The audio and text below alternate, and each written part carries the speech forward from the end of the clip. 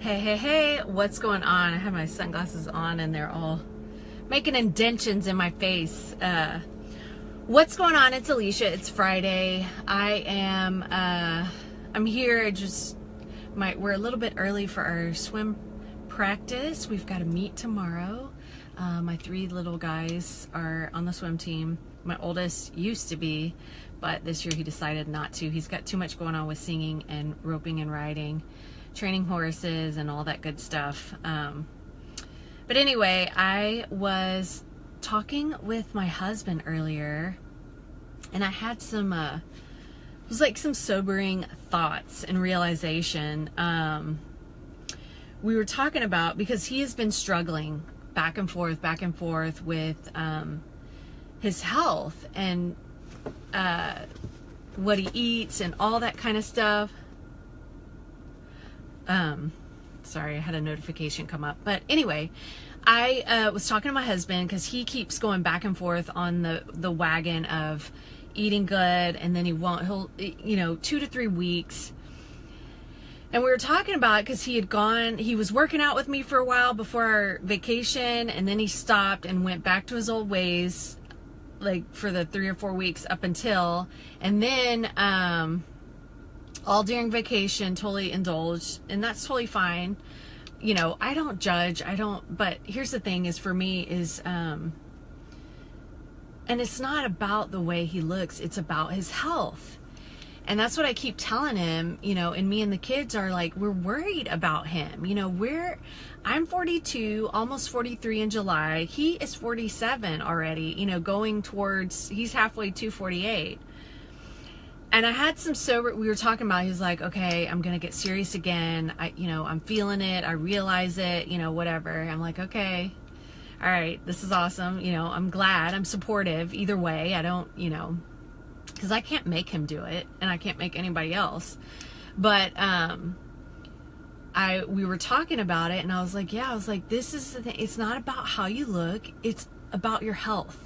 And he feels bad all the time. He takes a lot of different medications, allergy medicine. He's popping, what do you call it? Not Rolaids, but the antacids.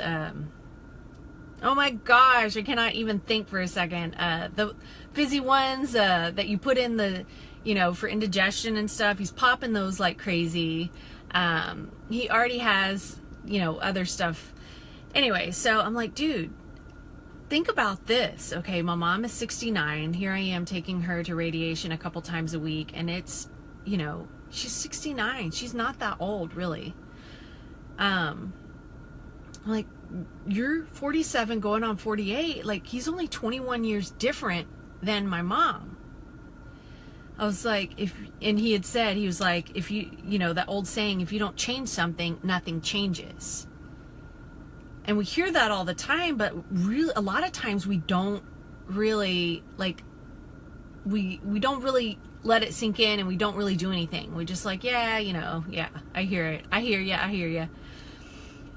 But if you don't, I don't know about you, but I'm 42.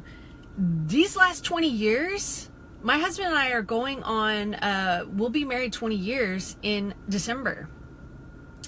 We, started dating when I was 20, turning 21, and here I am about to turn 42, turning 43, so 21 years ago. That time, even though it seems slow in the moment, it's gone. And it passed really dang quick. So another 21 years and he'll be 69. If he doesn't change something now, he's going to end up, I was like, it's going to be me wheeling you around or standing behind you, making sure you don't fall. Like, seriously, it's going to be the opposite, where I'm wheeling him around and, it's not a pretty picture at all. If he even makes it that long, because that's my fear as well, because there are several in his family, men in their 50s, that just heart attack and that's it. Not the one that, there's those ones that are so sudden and that there's nothing you can do. Even if they were in a hospital, there's nothing you can do. So that is some sobering thoughts. Like, okay, we've already spent 21 years together, 21 more years. Like, if you don't make changes, that's why it's so, like, we take for granted what we can do in a day. And that's why I always talk about, like, taking your day captive and really focusing on those little choices that you can make each and every day with your food.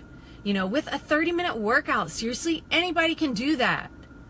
And even if you have issues already, joint issues, you know, pain, like, there are things you can still do. I guarantee you, if I had some kind of injury or something, I would still do something.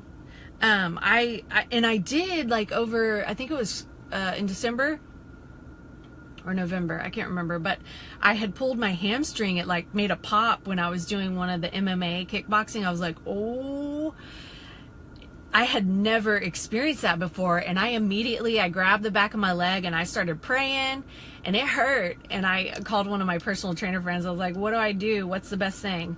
She was like, because I'd never dealt with that kind of injury. And she was like, ice it off and on for like 15 minutes, 20 minutes, off and on the whole first 24 to 48 hours. And, you know, I slowly got back into it, but I kept doing stuff. You know, I had classes that week to teach, and I had my stuff. I just did it modified.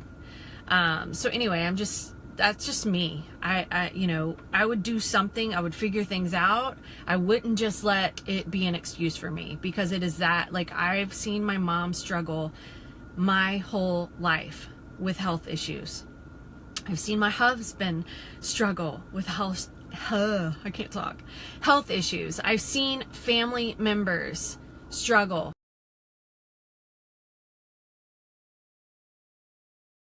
I know it can, I know it's, you know, it's hard, but at the same time, it's not that hard. A lot of it is your mindset and the way you think about things. You know, you are worth more than the junky food.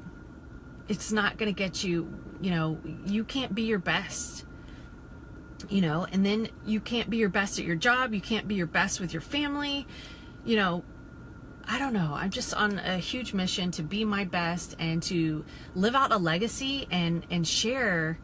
Like, I'm on a mission, you know, I got purpose behind what I'm doing, and I want to share and give hope and